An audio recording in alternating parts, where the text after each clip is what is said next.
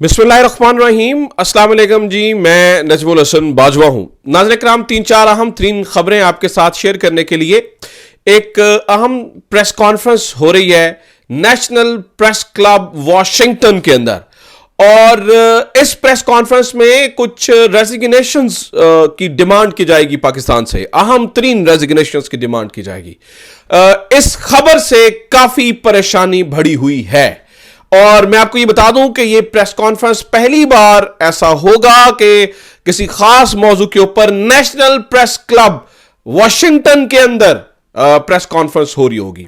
ये कौन लोग कर रहे हैं, क्यों कर रहे हैं, कितने ताकतवर हैं और इनकी इस प्रेस कॉन्फ्रेंस से क्या फर्क पड़ेगा, इसके ऊपर सबसे अहम चीज है ये, तो इसके ऊपर तफसीलन बात करेंगे। दूसरा, नाज़रीन इकराम, आपको मैं ये भी बता दूं कि यहां गवर्नमेंट के हालात भी कुछ अच्छे नहीं है। पाकिस्तान के अंदर गवर्नमेंट के हालात कुछ अच्छे नहीं है। आज पहला रेड फ्लैग शायद गवर्नमेंट को नजर आ गया होगा कि उनके खिलाफ कोई गेम होना शुरू हो चुकी है। हुकूमती वजीर और इंतहाई तगड़े वजीर जनाब मोहतरम राना सनाउल्लाह साहब की गिरफ्तारी के नाकाबिले जमानत गिरफ्तारी के वारंट जारी किए गए हैं। यह खबर इतनी सादी नहीं है, यह खबर इतनी मामूली नहीं है कि इसको इस तरह से लिया जाए। इसका बैकग्राउंड क्या है, टेबल्स कैसे टर्न हो रहे हैं और राना सनाउल्लाह ही क्यों, बाकी भी तो वज़रा थे, अगर आगाज करना था तो राना सनाउल्लाह से ही क्यों, इसके ऊपर भी कुछ तफसीलन चीजें हैं जो मैंने आपके सामने शेयर करनी है। और कश्मीर की इस टाइम क्या सिचुएशन है, कश्मीर के मामलात कहां तक पहुंचे हैं। अगलू ने भाई बिजली बंद करने की, बिजली काटने तक की धमकी दे डाली है और धमकी दी गई कि भाई तुम्हारा इंटरनेट काटेंगे। उन्होंने कहा तो फिर असी तो जी बिजली जा रही है वही काट देंगे।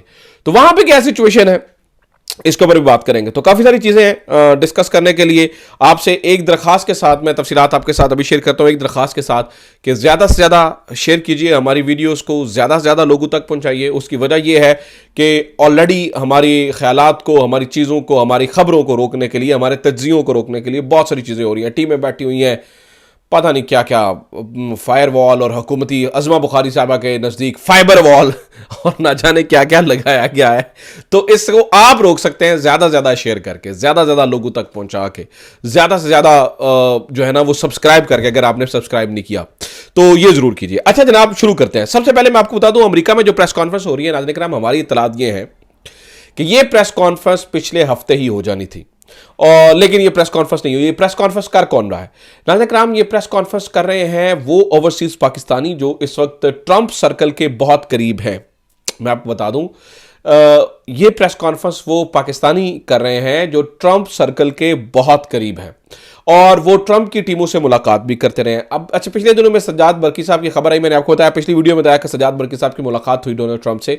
उस बारे में मैंने रिकन्फर्म किया है, तो अभी सज्जाद बरकी साहब की अभी बताया जाता है, अभी मुलाकात नहीं है लेकिन पाइपलाइन में जरूर है। हाँ, ये बात जरूर कंफर्म की गई है कि ट्वीट्स हो सकती हैं, क्योंकि हमारे जराये ये बताते हैं कि पिछले कुछ दिनों के अंदर जब मुलाकातें हुई डोनाल्ड ट्रंप की करीबी लोगों से, चूंकि मैंने आपको बताया कि इवांका और उनके शौहर वो एक अलग कहानी है, जबकि डोनाल्ड ट्रंप की जो बहू है लारा ट्रंप और ये सारे वो अलग मेल मुलाकातें कर रहे हैं और वो पूछ रही हैं कि बताएं मैं आपके लिए क्या कर सकती हूं या हम क्या कर सकते हैं। तो उनको सारी हकीकत, और मैं आपको ये बता दूं, ओवरसीज पाकिस्तानियों ने डोनाल्ड ट्रंप से ये गुजारिश नहीं की, डोनाल्ड ट्रंप को ये नहीं कहा कि आप इमरान खान को रिहा करवा दीजिए या आप प्रेशर डालिए पाकिस्तान के ऊपर। मैं आपको बड़ी जिम्मेदारी से बता रहा हूं कि इमरान ये नहीं कहा गया, बल्कि ये कहा गया ह्यूमन राइट्स के लिए, और ये जो पॉलिटिकल प्रिजनर्स और ह्यूमन राइट्स, ये सारी सूरत हाल उनके सामने रखी गई है।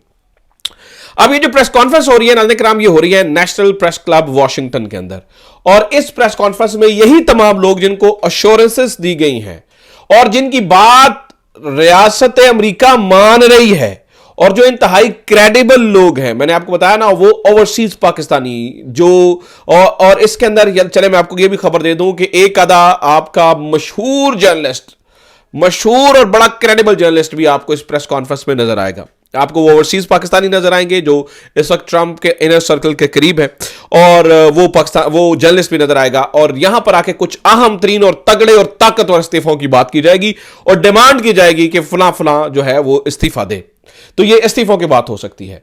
मैं आपको ये भी बता दूं नाज़रीन इकराम, ये जिन पाकिस्तानियों के बारे में मैं आपको बता रहा हूं, ये जो ओवरसीज पाकिस्तान का जो कि इंतहाई तगड़े, इंतहाई मजबूत, इंतहाई ताकतवर है इस वक्त अमेरिका के अंदर, ये अगले कुछ दिनों के अंदर एक और मुलाकात कर रहे हैं, वहां की प्लानिंग भी जारी है और वो मुलाकात भी हमारे यहां मुक्तदर्रा को बहुत चुभेगी।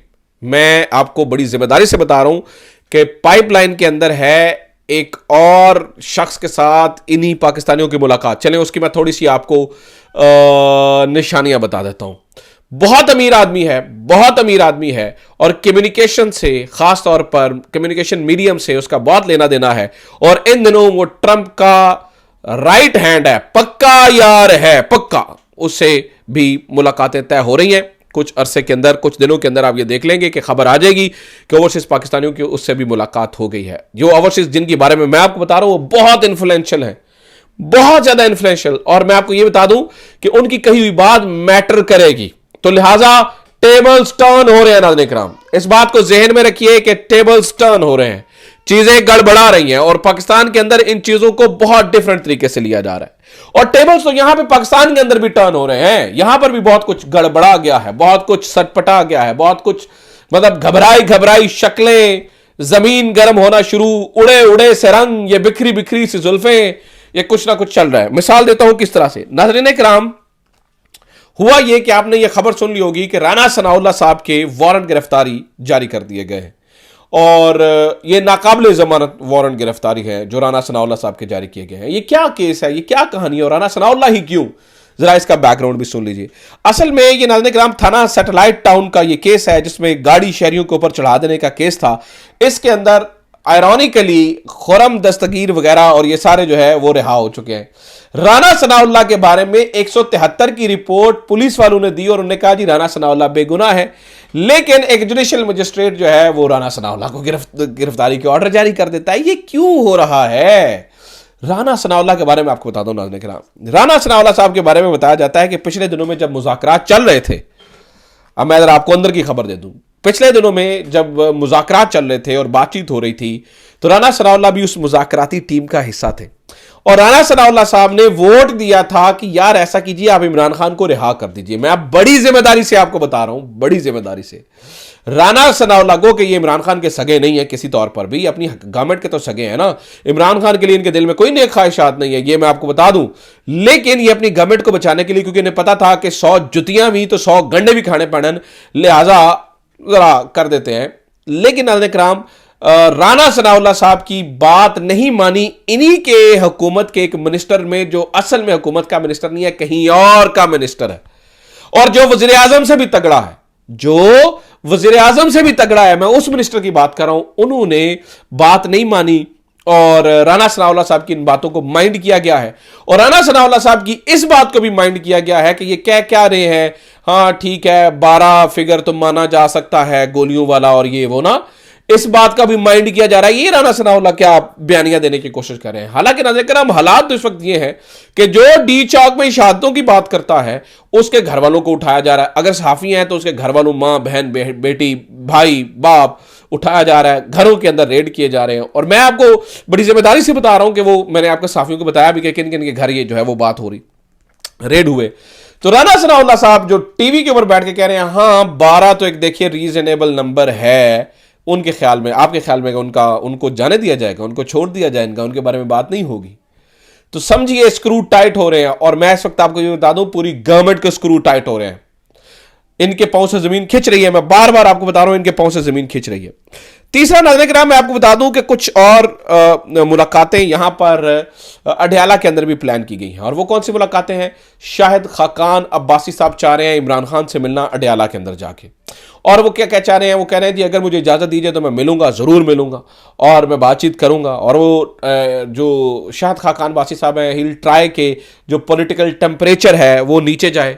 और इमरान खान साहब ने भी शाहिद खाकान अब्बासी साहब के बारे में पिछले दिनों में ये हदायत जारी की थी कि उनसे मेल मुलाकातें की जाए, ये जो ग्रैंड अलायंस आप बना रहे हैं उनके अंदर उनको शामिल किया जाए, शाहिद खाकान अब्बासी साहब को अपने साथ खड़ा किया जाए। शाहिद खाकान अब्बासी एक अकेला भी उसका इतना इंप्रेशन है और उसकी वो एक सही है कि उसकी बात के ऊपर जो है ना वो गौर किया जाना चाहिए। तो ये चीजें भी हो रही हैं।